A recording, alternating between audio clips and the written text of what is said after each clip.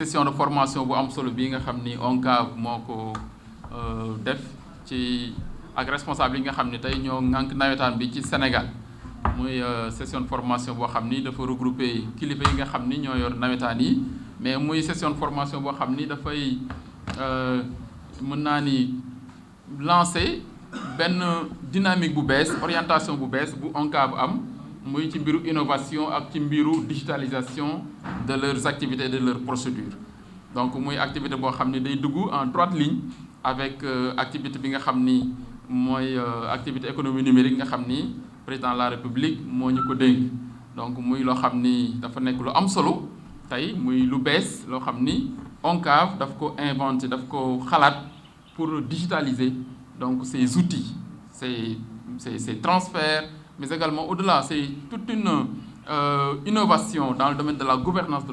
des nawetaan d'une manière générale muy loo xam ne dañ ko war a encourager c'est pourquoi may encourager di féliciter président Amadou Kane ci xalaat bu bees boobu xarañte bi ñu génne ci gestion wu nawetaan yi muy lu bees loo xam ne lu am solo la mais également seen partenaire technique bi nga xam ne Sawacarte moom dafa ñëw Sénégal nekk dans l'industrie de la monétique mooy di carte ay carte bancaire ay carte yooyu lay defar ak tey plateforme donc de transfert d'argent muy loo xam ni day wane encore xarañte expertise bi nga xam ni Sénégal yi am nañ ko te tey ñu koy wane ci dans tous les secteurs dans tous les domaines ñun suñu devoir en tant que ministère économie numérique ak télécommunication comme ni ñu ko président de la République waxee mooy le numérique pour tous et pour tous les usages c'est ça la vision mooy koo xam ni numérique bi dañ ko war a ñëpp di ko jëfandiku muy jàppale ñëpp pour secteurs yi nekk mu mën a soxaliku donc ba tey suñu gisee waa nawetaan xalaat lu mel noonu dans le secteur du digital par devoir institutionnel dañu leen war a ñëw jàppale nekk seen wet moo taxoon ma ni président que dinaa ñëw encourager innovation yi ngeen def mais également inviter les autres acteurs Sénégal tey secteur bu nekk muy transport di nawetaan di sport di pêche partout dañu war a xalaat ni tey digital bi dafa war a nekk vecteur donc de croissance mais également dafa leen di war a jàppale pour ñu mën a suqaliku donc ñun loolu suñu devoir moo tax ñu nekk seen wet wan leen ni ñu ngi seen wet dinañ leen accompagner mais également projet bi dafa nekk innovation ci ñaari fànn ci mbiru gouvernance des nawetaan d'abord mais également en matière de création d'emploi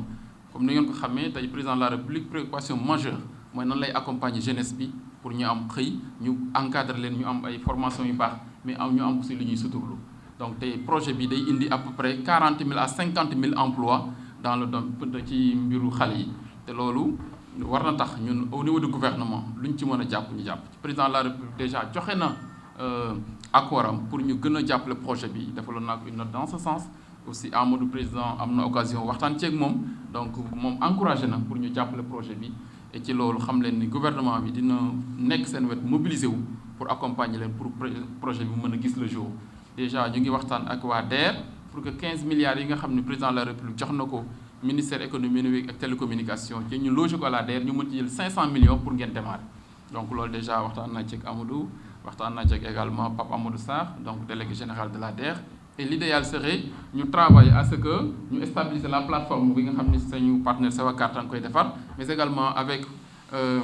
l'ONCAV pour ñu def lancement bi à la présidence de la République pour suñ ko président nangulee donc ci audience bu mu leen di accordé avant le début des nawetaan ñu mën a lancer plateforme bi au niveau donc de la présidence de la République loolu day gën a encourager motiver donc les acteurs ñu xam ni kilifa réew mi nga xam ni mooy njiitu réew mi donc dugal na ci loxoom encouragé na donc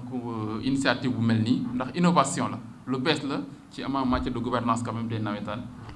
mais également capitalise nañ tey l'expertise sénégalaise dans le domaine du digital donc te loolu defe naa ni am na solo ñu wane ko fépp ci Sénégal même ci àdduna bi donc te defe naa loolu tey moom ngeen indi lu bees donc ma leen ci féliciter di leen ci sant ñun suñu devoir mooy accompagner leen beneen bi mooy honneur bi ngeen defal Thiès bëgg fi organiser les phases nationales yi nga xam ni mooy ñëw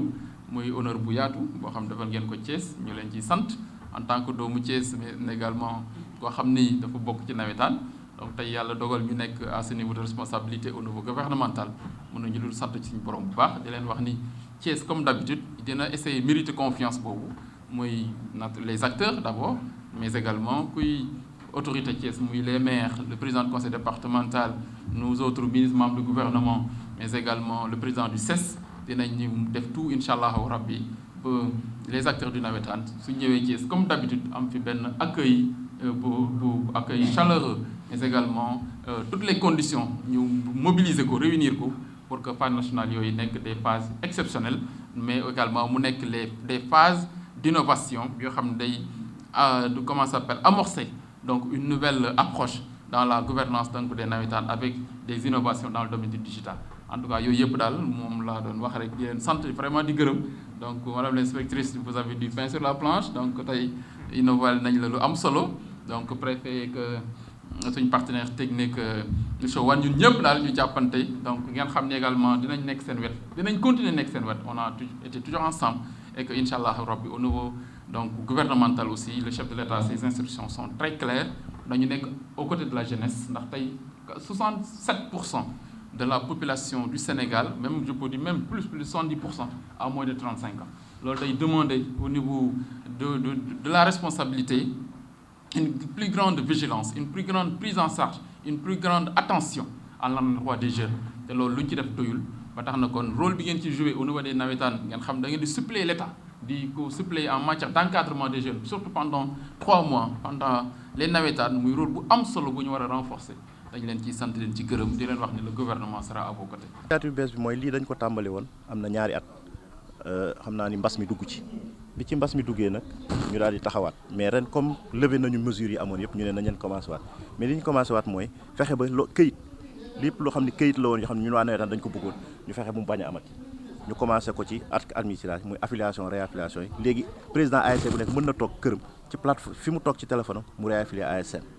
ñu pare ñu ne assurance bi aussi fexe nañ ba fu naayam nekk mën na koo def ndax dañ ko digitaliser ñu ut ci partenaire boo xam ne Askia lañ ko tuddee ñu ànd ak moom ci loolu. ñu ne licence yi nga xam ne aussi dañ ko daan am licence yëpp ren numérique lay nekk donc yëpp ci plateforme lay nekk digital transfert yi ci plateforme lay nekk fu nit nekk ay à temps réel mën ngaa gis li xew ci Sénégal yëpp si tu as accès à la fraude sur licence apparemment jàpp nañu ni fekkee li ñu waaj wax mënatul am parce que nit ku nekk léegi benn licence rek nga mën a am foo nem seen foo xas ba am licence mënatoo ko am feneen donc loolu yëpp ci avantage yu digitalisation bi la moom moo tax ñu mën ci profité tey jii donc ñun dañoo jàpp ni dañu war a avancer topp li xew ci la ñu ne ñu digitaliser pour que ñu mën a permettre ñu wàññi fraude bi xam nañu nawetaan moom même bu ñu mënul wàññi yëpp tam ñu wàññi ko à 98% mu des li nga xam ne moom mooy xonjoom yi après ñu xool nu ñu koy digitaliser pour régler ko. pour régler ko wante mu mel ni tamit création d'emploi moo ngi ci biir. mais création d'emploi la ñuy def parce que su fekkee ni point alal yi dañ koy indi ñu samp ko ci koñ bu nekk am benn wala ñaar te point bu nekk benn wala ñeenti nit dina ci digga ñun ñu bëgg ci defar 10 000 kon joxe naa ne boo multiplier ñeent par 10 000 da ngay gis ni daal dañuy dem vers 40 000 emplois yoo xam ne dañ ko bëgg a créer ci processus bi nga xam ne dañ ko ànd ak monsieur Diankhoumpa Diattara ki mooy ministre bi nga xam ne moom moo yor loolu ñu seet nan lañ koy defandoo ensemble. processus bu nekk banaa booy defar di def nii nit ñi dañuy def leneen mais jàpp nañu ni mercenaire moo tax parce que man bu ma footballee fii dem Kaolack bëgg faa defal licence bu ñu dugalee sama licence machine bi danaan kii am na licence donc kenn dootu ko defarati jàpp nañu ni mercenaire nañu wàññeeku xëy na gars yi boo moytuwul bëgguma wax secret bi nga xam ne ñoom ci la ñuy def parce que dañ koy teg ci rajo bi mais on va évaluer au bout d'un an il est évident ku am carte d'identité nationale am licence mënatoo am beneen te li ci gën a am solo mooy léegi licence bi nga am numéro licence bi nga am pendant tout ton processus dans le nawetaan moo lay topp numéro boobu dootu changer parce que machine bi daf koy générer sur la base de ta pièce d'identité. une AS moom laa wax une ASC un projet des emplois mooy dañu bëgg point bu nekk ñeenti nit nekk fa bu ASC bi amee ñaar mu am 8 bu ñu ko multiplier par 10 000 points ça fait presque 40 000 emplois que nous tentons de gérer pour bokk ci li nga xam ni foofu la Sénégal toll léegi mooy bu ñu weesoo ci football bi ñu xaar ba fekk ni aujourd'hui ASC yi ñu war am c'est de vrais ASC de développement ñu bañ a yem ci football bi rek football bi ñun ñëpp d'accord nañu mën nañ ko mais nañ def ba xale yi ci koñ bi aussi am loo xam ne mën nañ ko ci jëlee loo xam ni dinañ ko mën a delloo ci biir kër yi. Président, une dernière question. Féliciter ONCAV ak Sewakar muy partenaires yi nga xam ne ñoom ñoo tax ba une bonne partie enfin benn pàcc bu yaatu ci ONCAV li muy def ci mouvement navétane yi dem ci digital loolu dafa méngoog jamono n'est-ce pas président mu ngi koy wax ci discours am ça vient à l'heure du temps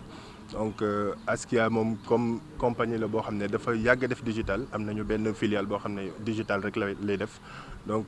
dañoo gis suñu bopp comme partenaire traditionnel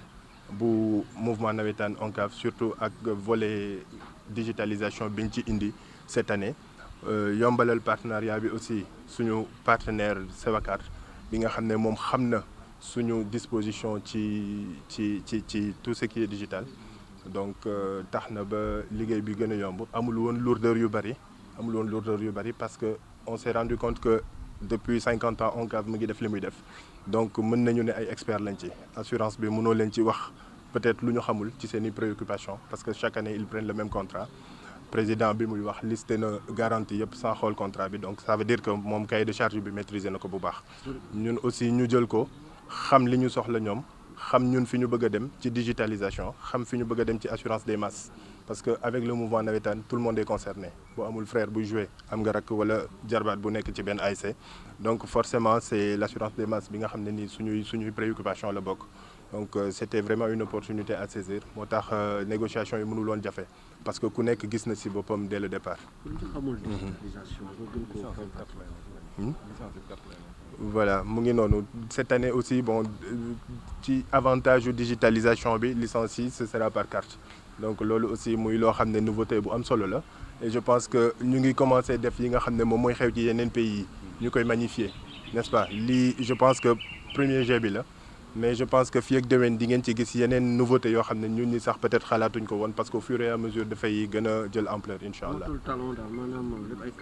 voilà noonu lañ ko programmer cette année et ça va permettre vraiment dina gën a yombal mbir yi incha allah te tout le monde verra.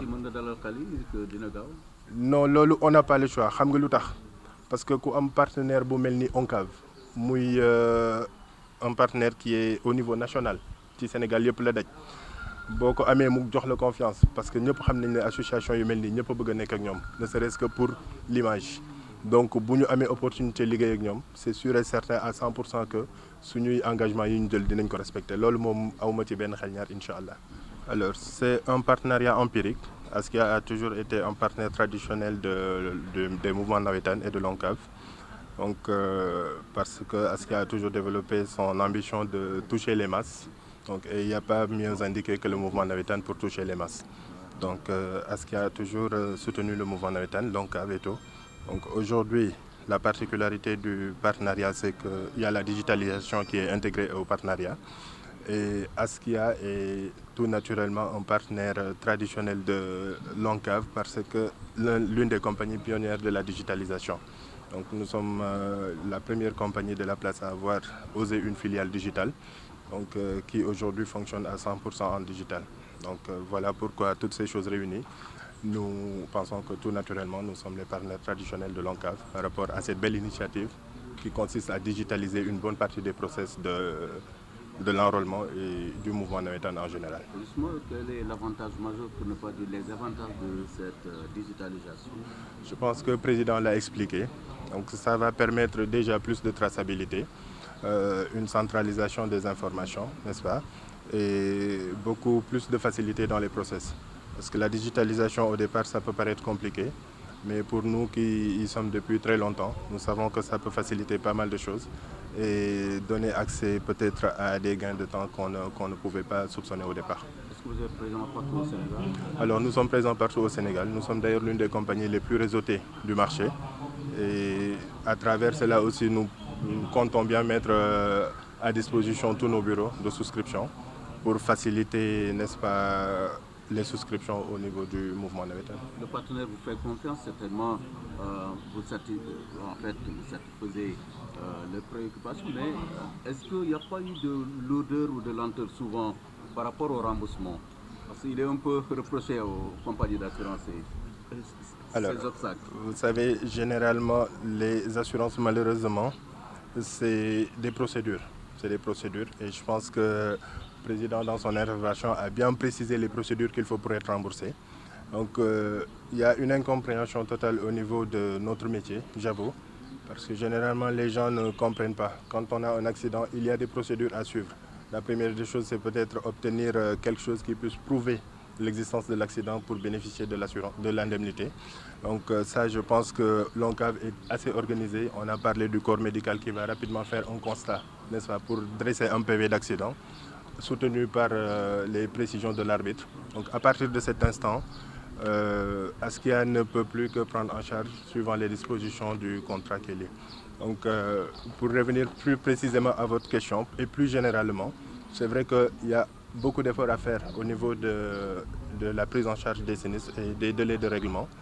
Mais je sais que les compagnies sont de plus en plus conscientes que l'assurance est une activité d'abord sociale avant tout, donc pour diligenter le plus rapidement possible les paiements de sinistres. C'est un partenariat avec ONCAV du pays. Bon, le mouvement navétane, l'ONCAV, avait décidé il y a 2 ans de dématérialiser et de digitaliser tout le processus administratif du mouvement navétane. C'est dans ce sens-là que nous avons commencé. Et la cérémonie d'aujourd'hui fait partie d'une partie de la digitalisation et de la numérisation que nous sommes en train de faire. Parce qu'aujourd'hui, nous parlons effectivement de notre transfert monétique qui s'appelle Alal Money. Le Navétane a un label maintenant qui s'appelle Alal, qui est la propriété du mouvement navétane, qui a été labellisé. C'est une plateforme qui nous sert de faire tous les actes administratifs sur une plateforme digitale pour sécuriser tous les actes que nous faisons, autant administratifs que financiers. Nous allons le lancer, nous allons numériser nos licences. Maintenant, toutes les licences du mouvement navétane seront numérisées et consultables à n'importe quel moment à travers la plateforme. L'événement nouveau, c'est qu'aujourd'hui, il n'est plus possible dans le navétane d'avoir 2 licences. Ce n'est plus possible avec la digitalisation. Parce que nous allons la faire sur la base de la pièce d'identité numérisée. Et la machine ne prend pas 2 pièces, une pièce déjà enregistrée.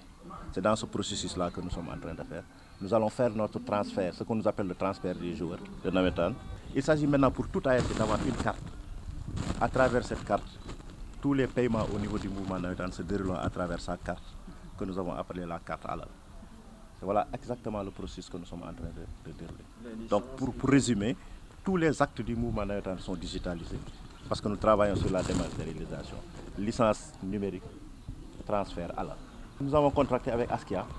qui est en train de suivre le processus de la digitalisation. Comme nous aussi, nous sommes en train de digitaliser. Askia a digitalisé. Nous avons cette année fait les assurances avec Askia, qui va se dérouler en 2 étapes. D'abord, l'assurance est de 10 000 francs. Les 7 000 francs consisteront à faire l'assurance et les 3 000 francs à acheter la carte digitale qui nous permettra de faire toutes nos transactions financières. Une ASC, un projet des enfants. À terme, ce que nous allons, et peut-être ça le ministre vous le dira tout à l'heure, nous sommes en train de travailler sur la création d'emplois. Nous avons dit, si nous créons des points, le point c'est d'avoir 10 000 points à l'heure. Chaque ASC devra avoir 1 ou 2 points dans son quartier. Et nous allons travailler pour que les ASC puissent faire tout le transfert d'argent sur la base de cette carte Alal ou ce point Alal qui permettra à l'ASC, à chaque fois que quelqu'un mettra 100 francs, l'ASC bénéficiera de 10 francs ou de 15 francs. C'est ce que nous voulons essayer de faire. En dehors maintenant du transfert Alal, Morning et Way, nous voulons nous aussi localiser, domicilier, pour avoir une plateforme de transfert d'argent locale qui permettra au mouvement navétane de faire tous ces actes et les ASC en profiteront largement. Quels sont les partenaires qui vous accompagnent dans ce processus? Le partenaire technique, c'est Sewakar, que tout le monde connaît, qui sont basés au niveau de Djamnyadjo, qui nous suivent sur la Disman. Et ensuite, le ministre Yankhoba Diattara, qui n'a pas hésité, peut-être tout à l'heure il vous le dira, dès que le projet lui a été soumis, de dire tout de suite, je mets 500 millions. Et ensuite, dans la phase finale, au finish, nous allons avoir 5 milliards que le ministre de Yankhoba Diattara mettra sur la plateforme pour nous permettre de créer autant d'emplois que de points de vie. Parce que chaque point va faire 4 personnes, multiplié par 10 000 points, vous voyez le nombre d'ASC que nous voulons créer à travers cette plateforme-là.